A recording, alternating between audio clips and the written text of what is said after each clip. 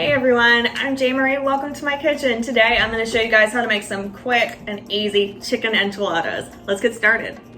Okay guys, so the first thing that we're going to do today is make some super easy baked chicken, because first off, who doesn't like chicken? It's easy to throw together, and honestly most of us probably have chicken on a regular day. We grab it at the grocery, so not a big deal. So what I had in my fridge is just some chicken thighs. I got a little fat going, and I am just going to come in here and just trim off some of those really fatty pieces, because that's not good eats. Yeah, fat on chicken isn't like marbling on a nice steak or loin of pork or anything like that. That's just, you know, fat on chicken is just fat. So, not great. So we're just gonna quickly trim that through and start to lay them out on our baking sheet. We'll go through and do the seasoning in a little bit. Like I said, just going through, taking off a little bit of that fattiness.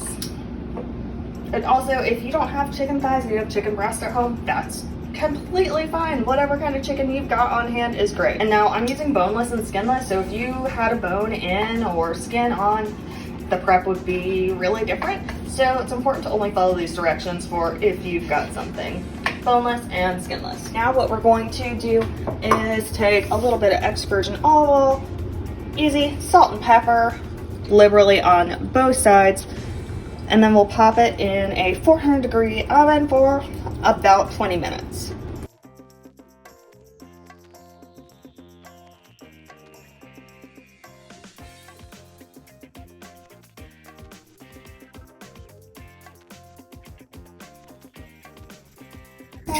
Through fresh cracked black pepper. Say that 3 times fast. Fresh cracked black pepper. Or don't, because it sounded terrible when I did it just now. Massage that in. And also you want to make sure that you're only touching the chicken with one hand, because you don't want to put raw chicken hands into your salt cube. That's gross. And make sure it's nice and even. And then we're just gonna repeat on this side.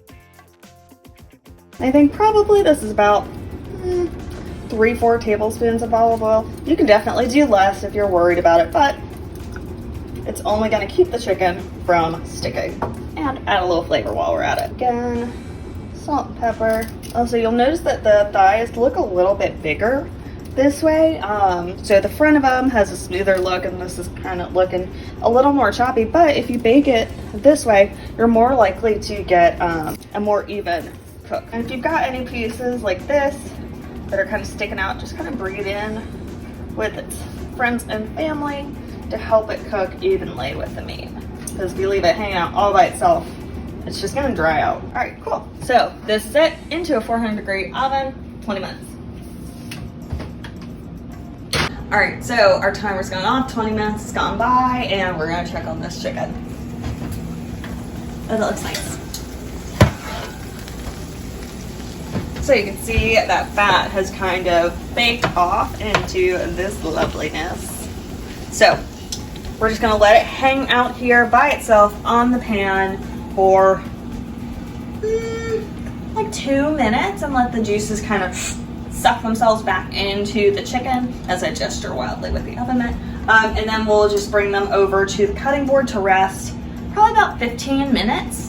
I have evacuated my chicken thighs from the sheet pan over to my cutting board. But wait, look at all this beautiful schmaltz. Schmaltz is Yiddish for chicken fat. I don't really want to waste it because it's delicious.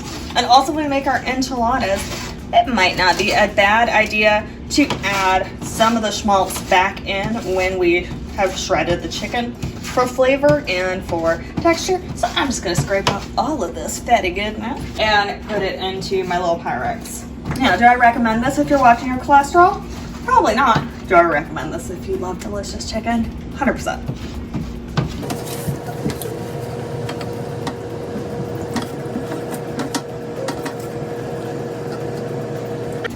That's probably about all we're gonna get. Let's get after these enchiladas. So right here I have chicken thighs that I baked off in a 400-degree oven for about 20 minutes. Your oven might be a little less, a little more. Keep an eye on it. For shredding the chicken, I'm gonna use my handy stand mixer. I found that this is so much easier for shredding chicken than trying to do it by hand with like the 2-fork cloth Wolverine nonsense. It's too much work. We're not here to work, we're here to eat. Tilt back your trusty stand mixer. Just plop the whole chicken thigh in there. And something that's really important is I let them cool before I put it in here. If you didn't think about, you've got a gorgeous piece of filet mignon and you cut right into it straight off the grill, what's gonna happen? All those beautiful juices are gonna run away. That's not what you want. Same with any kind of meat. You wanna let it rest before serving, and especially before you tear it apart, because you want it to hold on to its moisture. Into the stand mixer, lock it in place, and just put it on stir. And it's gonna take a few minutes for it to get going. As you can see, it's pulling apart by itself without a whole lot of effort. And this is gonna take a couple of minutes to do. Just have a little bit of patience. It'll be all right. In the meantime, let's talk spices. So, since we're doing enchiladas, we've got some Mexican spices that we're working with. We've got our ground cumin. We've got 2 teaspoons of that. I've got 1 teaspoon of granulated garlic, 1 teaspoon of paprika, and then 1 teaspoon of chili powder. You can totally skip the chili powder if spice isn't your thing. This isn't going to make it too spicy. It's going to give it more of an earthy undertone, which I really like in all of my Mexican food that I make. So up to you. And then of course we're going to end up adding salt and pepper to taste, but since we salt and peppered it when we baked it before, we don't want to overdo it in that department. So now I've got the chicken shredded to about the consistency that I want. If you look, just not like a full shred, but nice little crumbly bits. And you can go a little further if you want. I'm gonna go a little further once I add my 2 teaspoons of cumin. You wanna turn it back on my granulated garlic, paprika, smoky roasted chili powder. Ooh, and I forgot, I wanna add a little bit of my reserve schmaltz. You can totally skip this step if you want, but it'll help keep the chicken moist and add that gorgeous schmaltzy flavor. Really make sure all the spices are incorporated. That looks about there. Test it out. That'll do.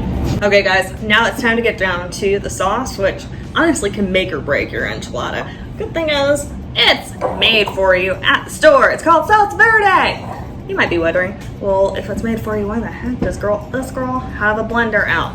I'll show you. I just want to doctor it up a little bit. This is very stuck. There it goes. Okay, so this is just a basic salsa verde that I grabbed at my grocery store. To be perfectly honest with you, each can's $2. Not a big deal. No fuss involved. So, to me, it needs a little extra something. So I am going to add this to my blender. It's got the whole jar in there. Actually, I'll use both jars because why not? This one also hard to open. There it goes into the blender. I'm gonna get a clove of garlic off here, fresh garlic. Smash and peel. Did you say you want another clove? Me too, girl. Me too. 2 cloves of garlic, and I've got a handful of fresh cilantro that I just washed and dried. Not like in the machine, obviously. Sink, paper towel, you know the deal. All right, so going to stick that in there, turn it on my blender, just gonna put it on pulse to start.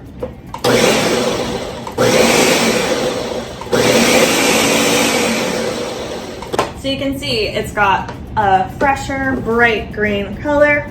Gonna get some of that herbaceousness coming through from the cilantro. Let's give that a taste. That's good. Also, just a hint of salt. I'm definitely going to throw in the juice of a lime. So grab my little lime here. It's really important to roll your limes before you try to juice them. It just gets, I don't know, gets them wiggly, gets them moving. Slice that sucker in half. I like just a basic wooden citrus reamer. If you have something fancy, use something fancy, but this is easy to clean and it only takes a second. Also, try not to point the lime at your eye. I mean, if you got glasses on, like me, you're probably okay. But also, I definitely have lime juice on my forehead. Lid goes back on. Give it another quick blitz, and we're in business. Next up, we have our chicken shredded and happy in the bowl with its lovely Mexican spices. We have a casserole dish. I don't really like super deep casserole dishes. I like it to be a little bit shallow like this guy. Corn tortillas are traditional for enchiladas. Also, I'm gluten-free, so obviously this is what I'm gonna use.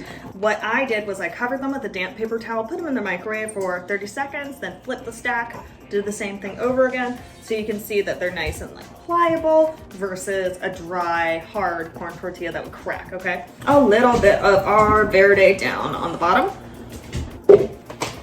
Then we've got our shredded Mexican cheese, and this obviously would be good with just about any kind of cheese, maybe not Gouda. Maybe not Gouda. Have this lovely mix going here. Shredded Mexican cheese, sharp cheddar, Monterey Jack, Asadero, and queso blanco, all delicious. Take a scoop of your shredded chicken, put it right down on top of the cheese that you just sprinkled. So, sprinkle cheese, sprinkle chicken, sprinkle cheese again. It's not a diet meal, but it's going to be delicious. You're just gonna wrap it. It's gonna look kind of like a little tiny burrito. And then you will just put it down. Actually, real quick, what I want to do is spread out my verde so that everybody gets a little bit. And also it'll keep your enchiladas from sticking to the pan.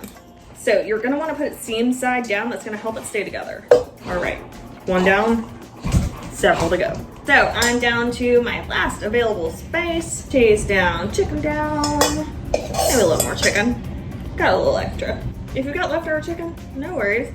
Make a taco tomorrow, whatever. Wrap this bad boy up. And again, plop it in there, seam side down. Love it. Last thing we need to do is pour our verde sauce right over top.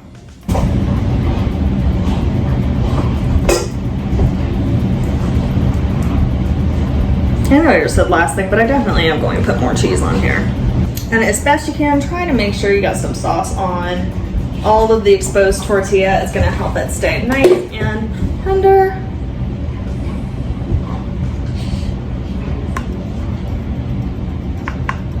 That's gonna give it easy to cut through with your fork texture that we're used to with enchiladas. I'm gonna put this into a 350-degree oven for 20 minutes. Pull it out, top it with the rest of our cheese, and then when that cheese is ooey gooey and bubbly, it's time to take it back out. Enchiladas were in there for 20 minutes. Just pull them out, kind of add some cheese on the top. Do as much or as little as you want. For me, I'm gonna go overboard. Actually, not overboard. That's a judgment. We don't need that in our kitchen. I'm gonna put the amount of cheese on here that I want because it's delicious. Silly girl, you can't have any. You can't have any. I mean, you can give some to the dog if you really want. If she's gonna go girl, but you're not girl. No, you're great, but I'm not giving you any cheese. Back in that 350-degree oven for 10 minutes. Just pulled our gorgeous enchiladas out of the oven, and now it's time to plate. Let's start from right here. Although I'm whispering, it's like I'm not trying to wake the enchiladas, like they're sleeping so happily in their cheesiness and their lovely salsa. Okay. Let's get in here. Oh yeah. It broke off a little bit. We'll scoop a little more. Scoop a little more. Boop.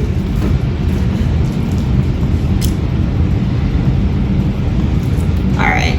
Things to add. You can take this or leave it, but this is how I like it. I made myself a little lime crema.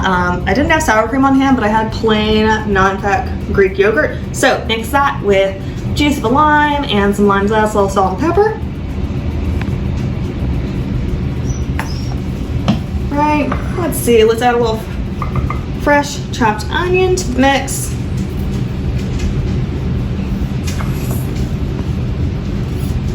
And with a little fresh cilantro. Garnish with a lime wedge. I guess I should probably taste it, huh?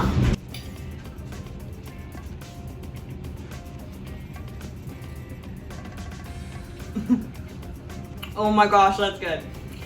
Not toot my own horn. This turned out really well. Thanks so much, you guys, for watching. See you next time.